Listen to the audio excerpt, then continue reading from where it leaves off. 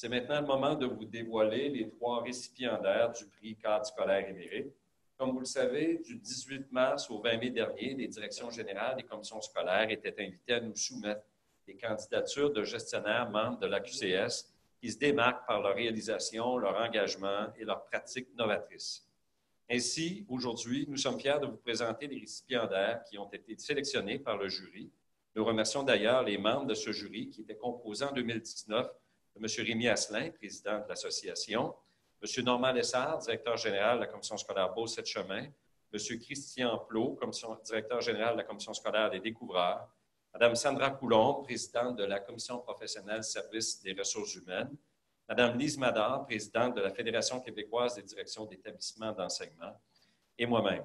Nous tenons également à remercier nos partenaires, l'Association générale des l'Association des directions générales des commissions scolaires et l'Association des directions générales des commissions scolaires anglophones du Québec, qui nous soutiennent dans la diffusion de l'information au sujet du prix. Nous savons que plusieurs présidents de section ont proposé des candidatures à leur direction générale. Nous saluons leurs initiatives qui nous aident à bâtir la notoriété du prix Cadre scolaire émérite. Le premier récipiendaire, il n'y a pas d'ordre, ce sont 3 prix égaux. Alors, le premier, Cadre scolaire émérite que nous honorons aujourd'hui, évolue dans le secteur de la formation générale des adultes. Il est directeur du Centre Champagnat de la Commission scolaire de Montréal. C'est aussi un membre de l'AQCS engagé qui occupait la présidence de sa section depuis 2013 avant de passer le flambeau tout récemment.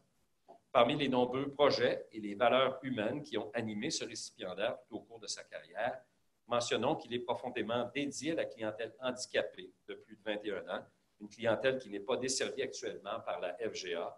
Il a collaboré avec le regroupement Parents aidants pour la vie dans la mise sur pied d'un vaste projet afin d'assurer le maintien des acquis d'adultes de 21 à 35 ans. Notre récipiendaire œuvre également auprès de la Fondation Les Petits Rois pour une offre de services aux élèves déficients intellectuels de 21 ans et plus. Notre récipiendaire a par ailleurs contribué au développement d'une plateforme informatisée pour la formation à distance. Il a organisé le développement de SARCA centralisé et il a favorisé les partenariats dans la perspective TEVA, soit Transition École-Vie active. M. Robert Gendron, directeur général de la Commission scolaire de Montréal, a déposé ceci au sujet de notre récipiendaire. Ce cadre scolaire est un modèle d'engagement tant auprès de son personnel que de la population scolaire et de ses collègues cadres. Sa vie professionnelle a totalement été dévouée à faire preuve de créativité, d'humanisme, d'écoute et de soutien pour offrir le meilleur milieu de vie éducatif aux jeunes adultes présentant de multiples handicaps, afin que ceux-ci puissent atteindre leur plein potentiel de développement et ainsi leur permettre de profiter de la meilleure qualité de vie possible. Son engagement en termes de don de soi, de son temps et de son expertise pour représenter ses pairs a contribué à l'essor de la profession de cadre scolaire. Ce cadre scolaire émérite est M. Sylvain Lachaine.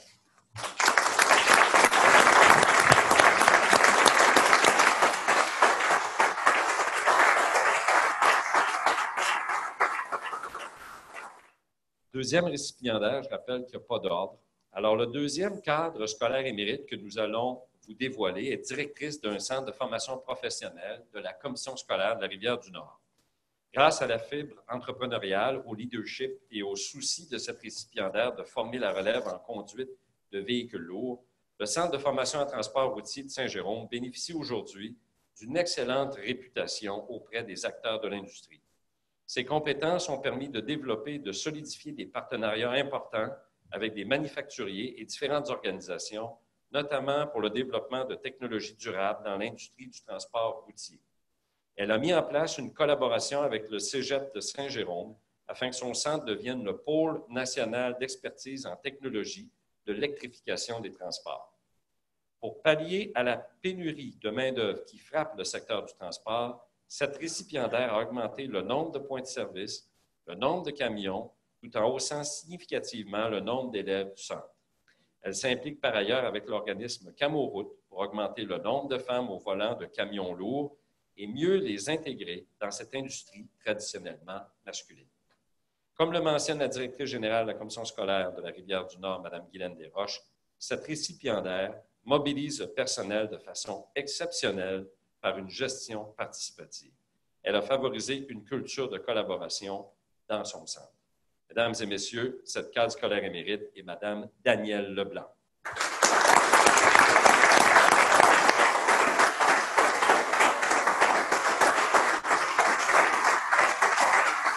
Notre troisième récipiendaire est absente. Elle avait des obligations auxquelles elle ne pouvait se soustraire, obligations importantes. Alors, quelqu'un la représentera aujourd'hui.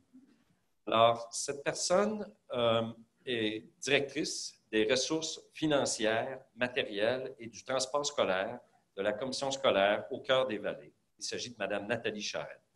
Depuis 15 ans, Mme Charette exerce un leadership rassembleur qui motive et inspire la confiance et le dépassement de soi des employés sous sa responsabilité.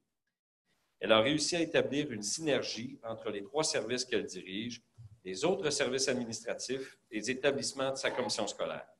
Parmi ses réalisations professionnelles, on peut nommer la réalisation d'un plan de redressement qui a préservé au maximum les ressources des élèves et suscité l'adhésion du personnel, l'optimisation de la gestion financière du transport et la construction, semble-t-il, du plus beau terrain synthétique de l'Outaouais à l'école secondaire Hormidas-Gardin. Mme Charette a présidé pendant quelques années la commission professionnelle des services de ressources financières et a fait partie du comité du régime financier de la Fédération des commissions scolaires. Cette récipiendaire prend sa retraite cet été. M. Daniel Bellemare, directeur général de la commission scolaire au cœur des Vallées, tient à mentionner que la vision empreinte de bon sens de Mme Charette, donc il mentionne que c'est un aspect qui la caractérise, sa capacité de planification et de mobilisation, sa vaste expertise tant au plan technique, légal que politique, et ses qualités humaines et toute la confiance qu'elle a témoignée aux membres de ses équipes ont laissé une marque dans l'organisation. J'invite M. Yannick Lirette, président de la Commission professionnelle des services des ressources financières et collègue de Mme Charette, qui est également de la Commission scolaire au cœur des Vallées, à venir chercher le prix cadre et mérite de Mme Charette. M. Lirette.